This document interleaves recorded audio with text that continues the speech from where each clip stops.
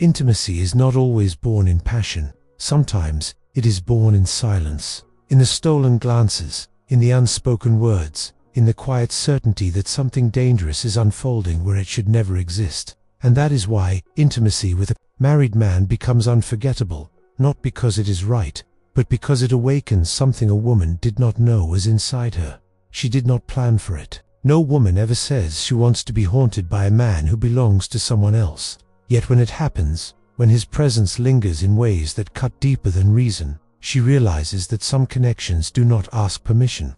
They arrive uninvited, and they never fully leave. Carl Jung once said that the unconscious holds the truths we refuse to face. A married man often represents one of those truths. On the surface, he is simply unavailable, but in the depths of the psyche, he embodies stability, commitment, and the archetype of masculine constancy. When intimacy forms with such a man, the unconscious clings to him as if he were the anchor she never allowed herself to need. At first it feels magnetic. His words are not louder than others, but they carry weight. His gestures are not grand, yet they hold meaning.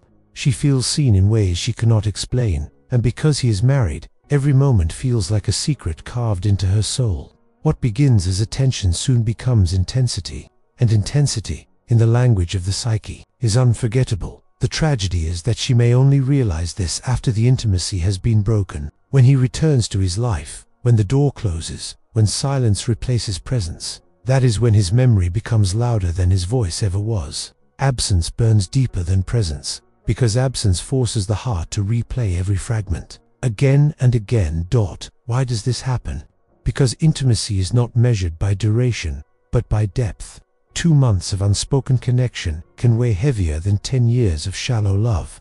Jung believed that archetypes magnify what the unconscious craves. A married man, by virtue of being committed, symbolizes what is stable, what endures, what belongs to devotion. When intimacy awakens around him, she is not only attached to him, she is attached to the archetype he represents. And archetypes cannot be forgotten. She begins to notice it in her daily life. She meets other men, but none carry his presence. She hears laughter, but none sound as grounding as his did. She remembers the way he listened, not only with his ears, but with his entire being. These fragments replay themselves until they no longer feel like memories, but like living parts of her. And then regret sets in. Perhaps she dismissed it when it was real. Perhaps she convinced herself it was nothing. But now, in the echo of his absence, she sees it for what it was, intimacy at its purest form. Dangerous yet undeniable. She wishes she had valued it more, or that she had guarded her heart more carefully. Either way, she has changed forever. Jung would call this the shadow, the parts of ourselves we reject until they dominate us from beneath the surface. She rejected the meaning of what she felt, tried to silence it, tried to bury it, but the shadow does not vanish, it waits.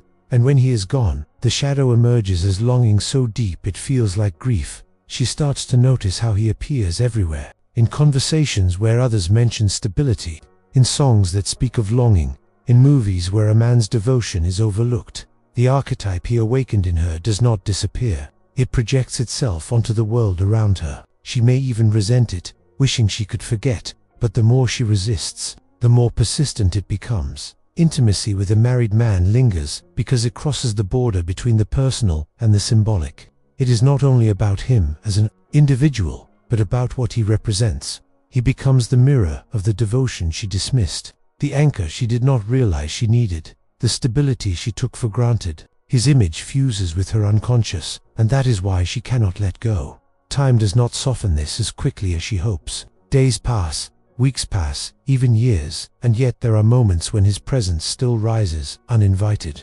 Perhaps she sees a man wearing the same cologne. Perhaps she hears a phrase he once used. Perhaps she dreams of him without warning.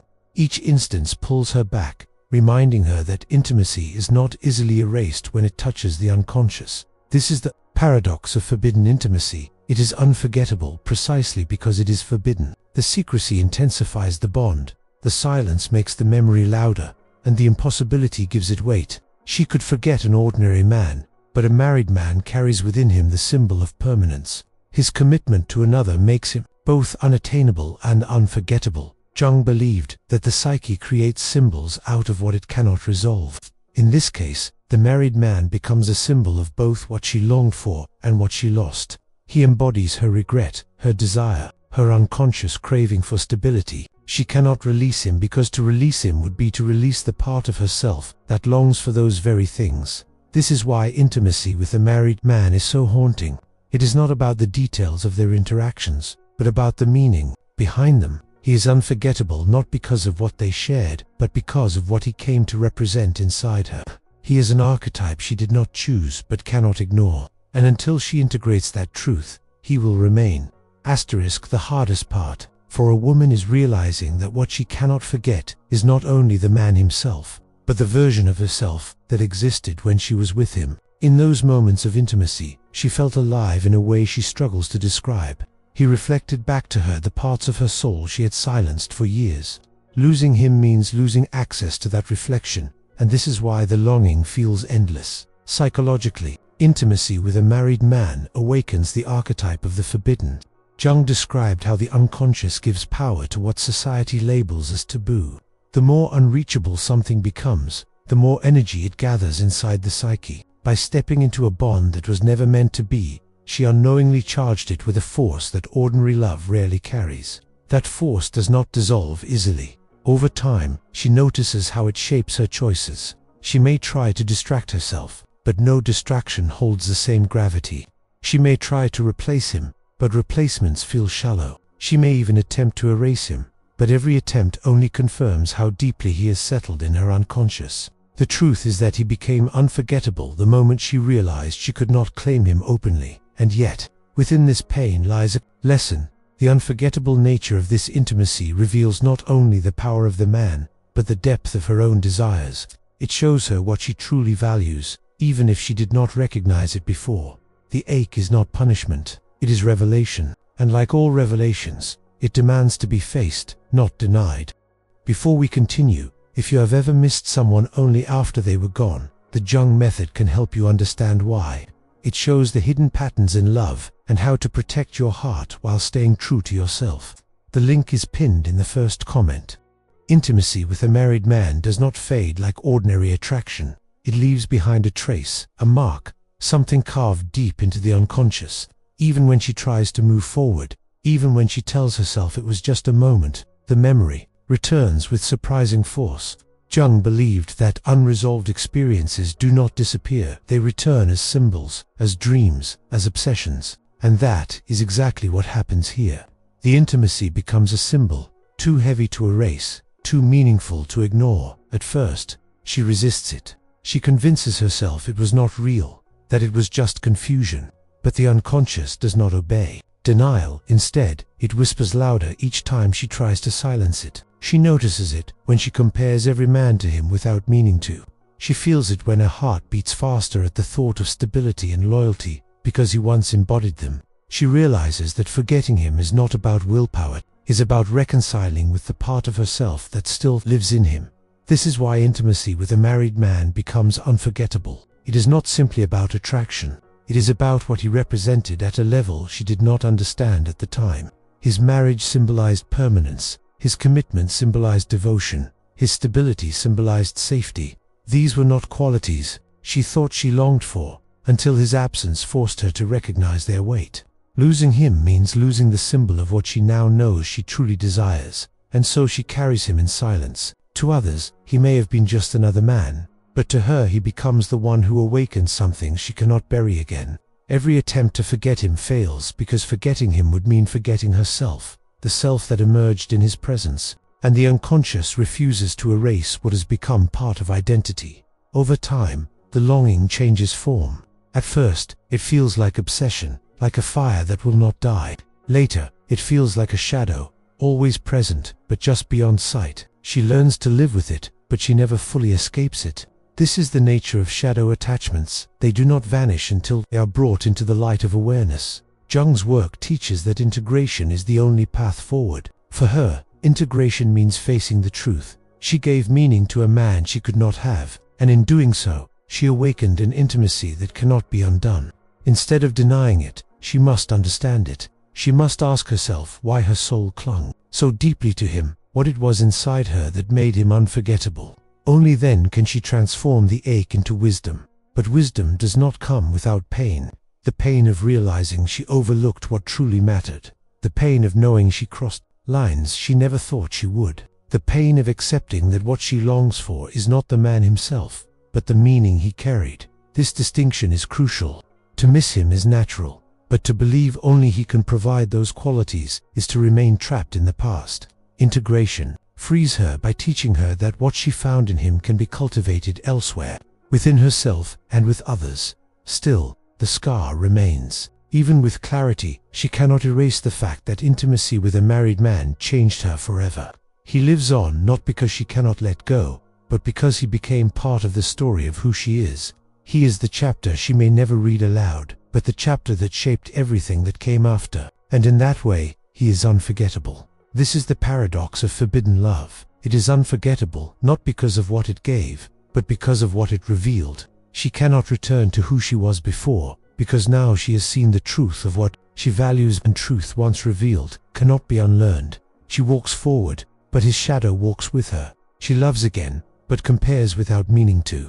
She builds a life, but carries within her the silent memory of intimacy that crossed lines and left marks. And yet, this is not only a curse, it is also a guide. For now she knows that devotion, stability, and loyalty matter more than fleeting passion. She knows that what seemed ordinary was extraordinary all along. She knows that what is taken for granted in presence will return as longing in absence. Perhaps this is the final lesson.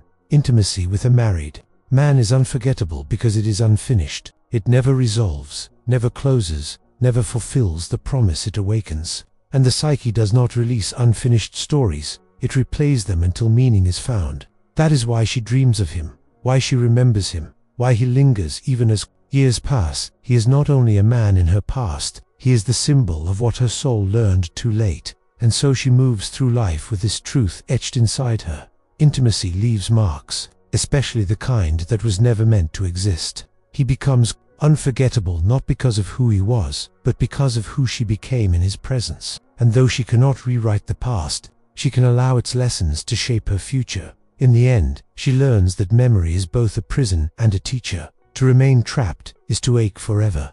To face it is to grow.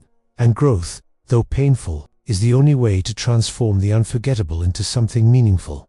Asterisk, what makes this bond so haunting is not only its secrecy, but its incompleteness. The intimacy never reached a natural ending. There was no closure, no full expression, no final chapter that tied the story together. And the human psyche struggles with unfinished stories.